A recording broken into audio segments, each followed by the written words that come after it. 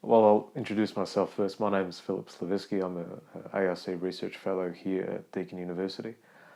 I invited some of the leading thinkers on Russian Soviet history from Ukraine, Russia and the United States to come to Melbourne to reflect on the meaning of the Russian Revolution on the anniversary date of 7 November 2017, the 100th anniversary. And when they came here, they asked me the same question: Philip, why have you brought me to Australia to discuss the Russian Revolution? What possible interest is there here, so far away from these, incredible developments on the other side of the world? And I think my reply resonated with them, and also with the people who came to watch what you'll see in the video of their short lectures and reflections on what the revolution meant. And that Russian Revolution and that history was very much world history. And then in order to get a sense of the implications of that history for the 20th century, and even today, across the world and in that post-Soviet space, we needed to think deeply about what Russia was like on the eve of the revolution in 1917. And what Russia was like then shares so many of the key problems that we face today across the globe. Fundamental economic inequality, repressive rule, whether it be by autocrats or technocrats or whoever, and also the long consequences of war, which included mass starvation in the cities. And all these things came together, I think, for urban populations in Russia, particularly in its cities, and the eve of the first revolution in February and the second one in October 1917.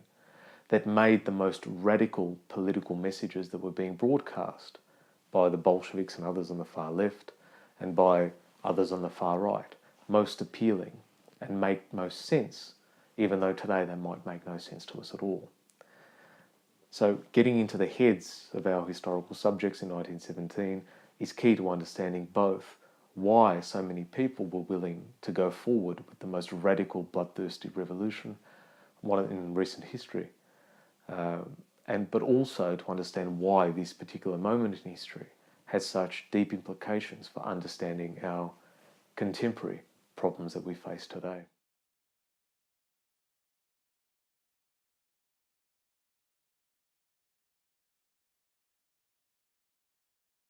So what did Stalin do? Use the United States, FDR, Franklin Roosevelt. Franklin Roosevelt was particularly concerned about the planned invasion of China and wanted to use Moscow as a counterweight. In 1932-33, millions of people were dying in the Soviet Union, particularly in Ukraine, as a result of the famine. FDR completely ignored it, even relied on the famous New York Times reporter called Walter Duranty, who denied the existence of famine in the Soviet Union. And we do know that Duranty was under the control of the Soviet secret police. So it was Washington that initiated the resumption of diplomatic relations between the United States and the Soviet Union in 1933. With FDR completely ignoring what was happening in the Soviet Union, he did out of his way to present the Soviet Union in the best light possible. So that way, FDR tried to influence the public opinion of the of the United States.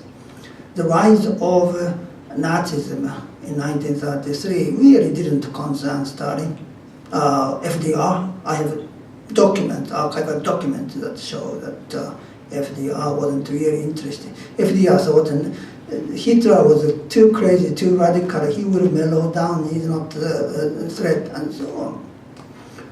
So for all these maneuvers, Stalin did use various hidden methods to divide imperial powers, in this case, particularly between the sort of conflict between China and Japan and the United States. We now talk about hybrid war, waged by Putin in Ukraine, that's nothing new, nothing new. Stalin was using hybrid war in various parts of the world, initially in Poland, but then Europe was too difficult because there were so many eyes watching. In Asia, well, no one was really watching.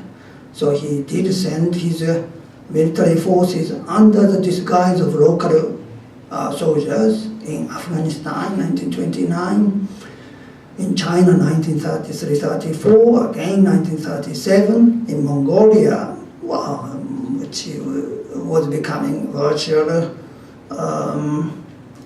satellite state. He experimented a great deal, he killed many people, he used that Mongolian experience and transplanted that experience to Eastern Europe after World War II. In all of these, unfortunately, the United States went along with Stalin. FDR wasn't critical enough of what Stalin was doing. He knew because his ambassadors reported to Washington, but FDR chose to ignore them. So in this sense, what's happening now in Washington and Moscow, the relationship between Washington and Moscow is nothing new, really. At that point in the 1930s, until the end of the war, Washington and Moscow forged a virtual united front.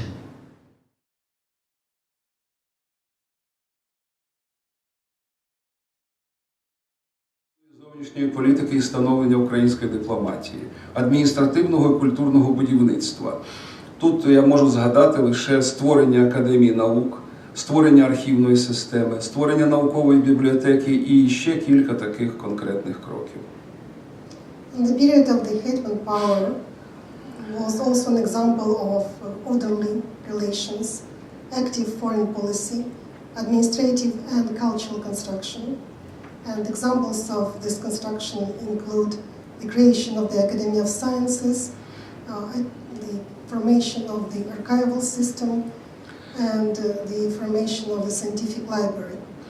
Можна побачити, що створена в 1917 році Українська Народна Республіка органічно виростає з традиції цього руху. Ось чому керівники Української революції діяли в рамках логіки цього руху. Це дозволяє пояснити і хід революційних подій не лише суб'єктивними якостями лідерів і інших значущих акторів, але й об'єктивною структурою українського руху. And having done this contextualization, we can see that the Ukrainian People's Republic, which was created in 1917, organically grew out of the tradition of this movement. And this is why the leaders of the Ukrainian Revolution of 1917-1920 acted within the logic of this nationalist movement. And this also allows us to explain the course of the revolutionary events. And this revolutionary events can be explained not only by the subjective qualities of the leaders and of these events, but also by the objective structures of the Ukrainian movement.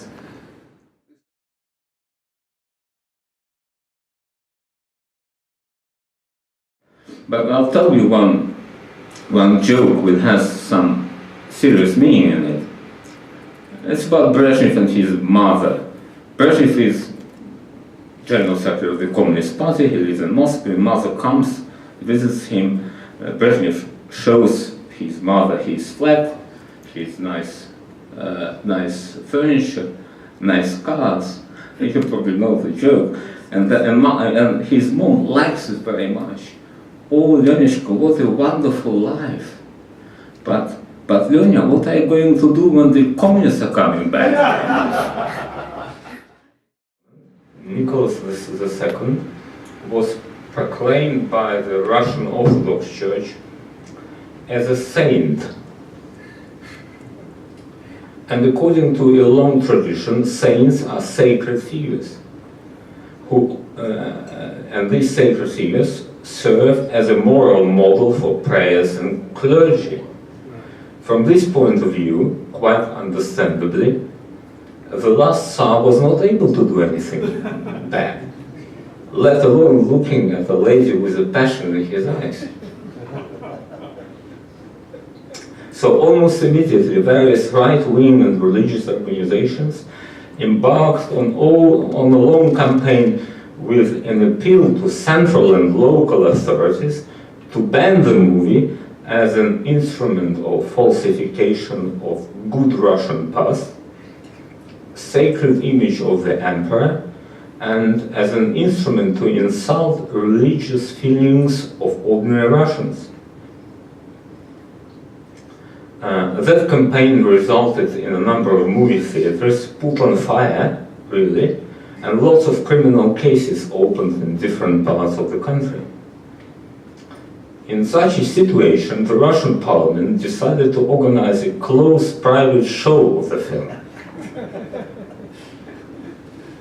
Oh, yeah, that's all serious. Many members of the high establishment arrived, and after the show, they almost all gave revealing interviews.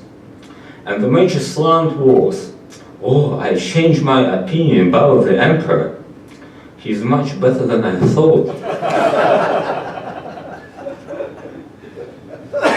He was a patriot of his country and a devoted husband.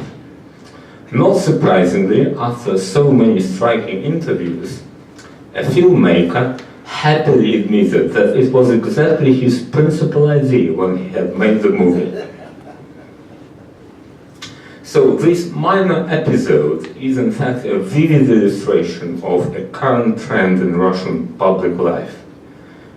The Orthodox Church is back and is getting more and more influential. Very similar to the situation before the revolution. A good image of Romanov family is also back. But a reasonable question is it an official Kremlin policy? Or is there any policy in regard to the October Revolution?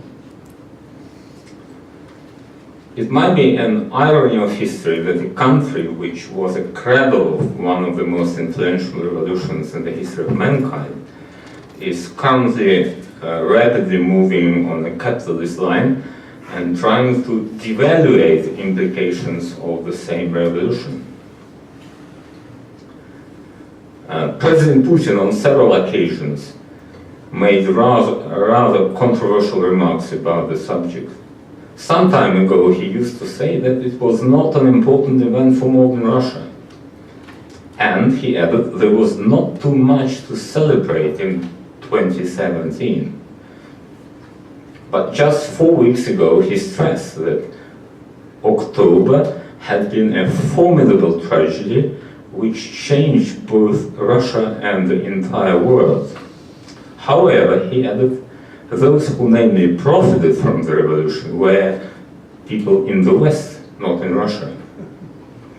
So we do not know how genuine these remarks are, as many statements of similar kind are written by the speechwriters. Meanwhile, one should not be an expert to notice an undisguised Kremlin attitude towards the event.